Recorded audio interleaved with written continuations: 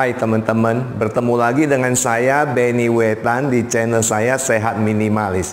Cara sehat yang murah bahkan gratis. Hari ini kita akan membahas kembali gerakan Ping Shuai Kung, karena gerakan ini merupakan gerakan utama daripada semua latihan gerakan-gerakan yang saya ajarkan di video-video saya. Sifatnya adalah universal. Gerakan yang umum yang menyelaraskan seluruh fungsi tubuh kita, membangkitkan energi dalam tubuh kita, baik yang yang maupun yang yin. Yang itu yang panas, yang yin itu yang dingin, dan menyelaraskan di antara energi-energi tersebut sehingga fungsi organ tubuh kita ini semua bisa terjadi keseimbangan. Untuk teman-teman yang baru join di channel saya ini, silakan subscribe channel saya Benny Wetan seperti tertulis di bawah ini. Dan juga untuk teman-teman yang belum tahu Instagram saya, silakan follow Instagram saya Benny Wetan.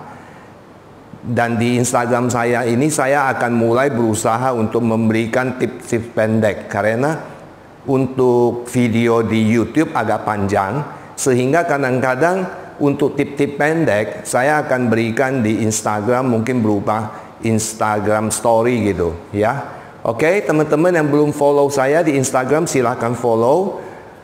Dan juga untuk teman-teman yang sudah subscribe dan sudah tahu mengenai gerakan Ping Shuai Kung dan kegunaannya, tentu saja sudah tahu betapa luar biasa gerakan Ping Shuai Kung ini. Walaupun kelihatannya sangat sederhana gerakannya, tetapi efeknya betul-betul positif dan luar biasa terhadap kesehatan tubuh kita secara keseluruhan.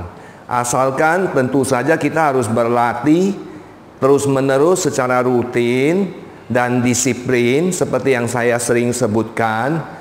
Dan ini adalah latihan jangka panjang, tidak bisa mengharapkan hasil instan. Latihan ini hari, besok pagi kita sudah sembuh dari penyakit kita. Tidak ada itu. Nah, ini adalah latihan jangka panjang, setiap hari, sehari 2 kali kalau bisa. Untuk yang teman-teman yang tidak bisa dua kali sehari, minimum 1 kali sehari 30 menit. Itu betul-betul akan membuat badan kita tiap hari segar dan sehat. Ini hari saya sengaja memakai celana pendek supaya saya ingin menunjukkan kepada teman-teman. Banyak sekali yang menanyakan kepada saya. Ternyata banyak sekali teman-teman juga yang ada masalah dengan lututnya, atau gerakan-gerakan badan di bagian bawah, atau yang teman-teman juga yang pernah kena stroke, membuat badannya agak susah bergerak, sehingga mereka menanyakan kepada saya bagaimana di hitungan kelimanya. Jadi ini hari saya sengaja pakai celana pendek supaya bisa kelihatan bahwa sebenarnya di hitungan kelima dari gerakan Ping Shuai Kung, ya, saya ulangin kepada teman-teman yang baru join ya, dari depan dulu ya. 1, 2, 3, 4, 5. 1, 2, 3, 4, 5. Nah, ini adalah gerakan yang normal dari samping. Kita bisa lihat 1, 2, 3, 4, 5. Dan saya kasih tahu lagi sekali bahwa ini untuk hitungan kelima, bukan makin dalam makin baik. Bukannya 1, 2, 3, 4 terus kelimanya harus dalam-dalam sekali. Tidak. Kalau dalam-dalam sekali nanti lutut kita nggak tahan, cepet capek. Jadi sebenarnya hanya hanya begini saja ya. Nah, dengan ada hitungan kelima ini, kita akan masuk dalam satu alam bawah sadar bahwa kita di hitungan kelima akan turun sendiri, sehingga lama-lama kita tanpa hitung pun di hitungan kelima dia akan turun sendiri.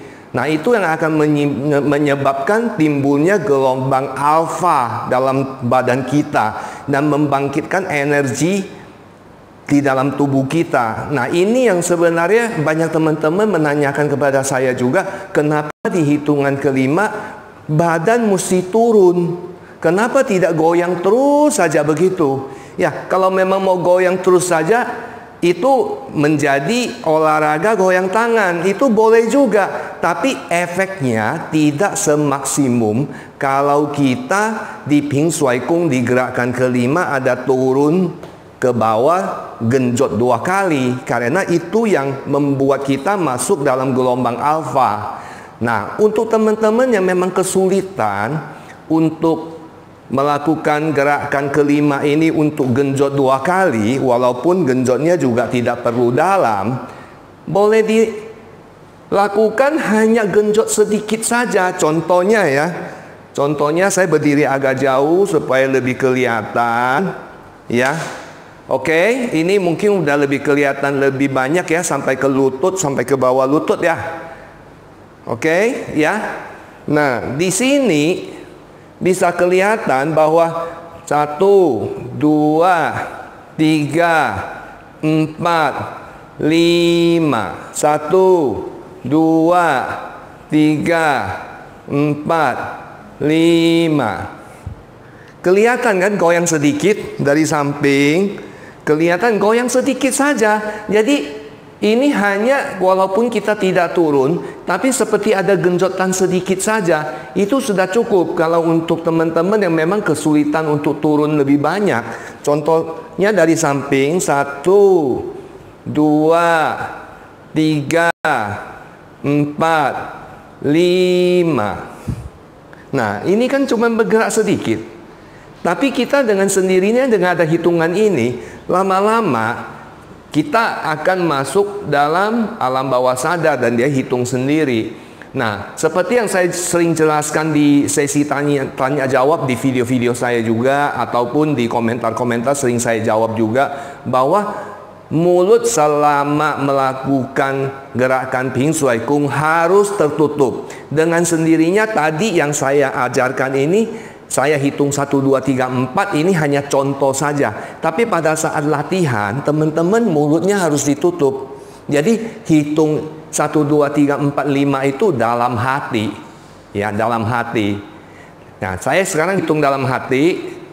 Ya, mulut saya tutup. Saya tidak akan sebut 1, 2, 3, 4, 5. Tapi lihat, di kelima ini, saya ada genjot sedikit saja. Untuk teman-teman yang sulit turun ke bawah, ya. Contohnya seperti ini.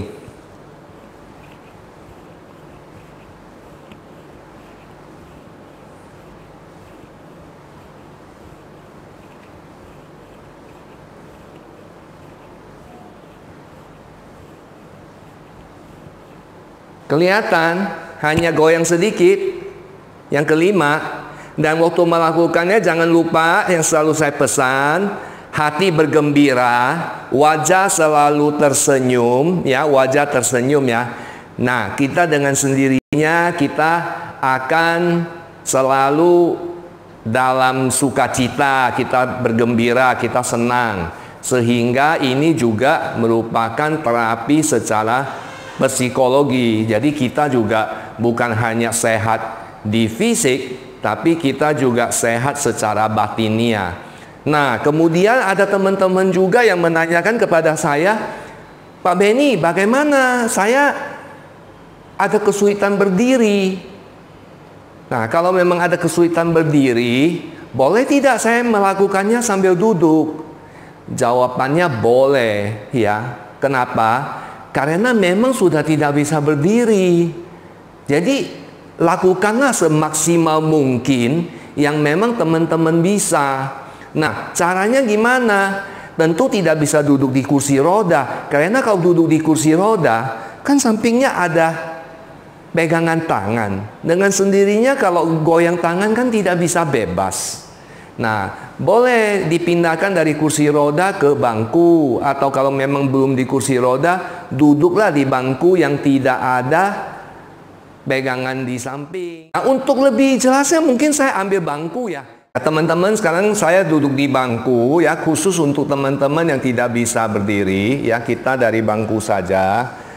Ya, hitungannya kita 1, 2, 3, 4, 5. Nah, jadi 5. Jadi dalam kita punya feeling, kita punya perasaan seakan-akan ada genjot 2 kali. Nah, hitung dalam hati. Sama, mulutnya jangan terbuka, hitung dalam hati.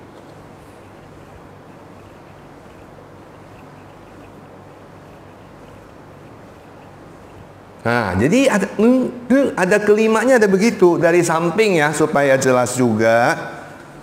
Ya, oke.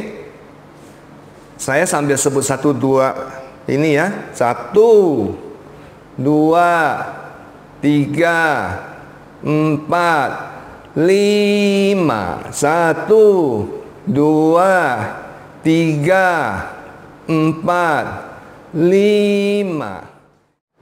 Oke teman-teman, jadi tadi adalah satu ilustrasi posisi teman-teman yang melakukan gerakan Ping Shuai Kung sambil duduk.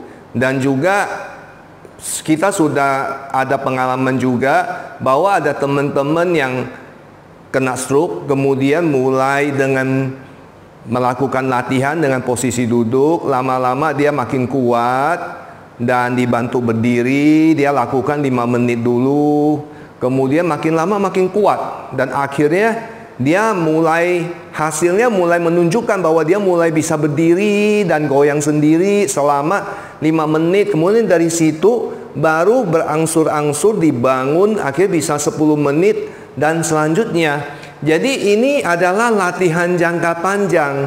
Kita tetap harus rutin dan disiplin untuk latihannya. Itu adalah kunci yang paling penting, ya.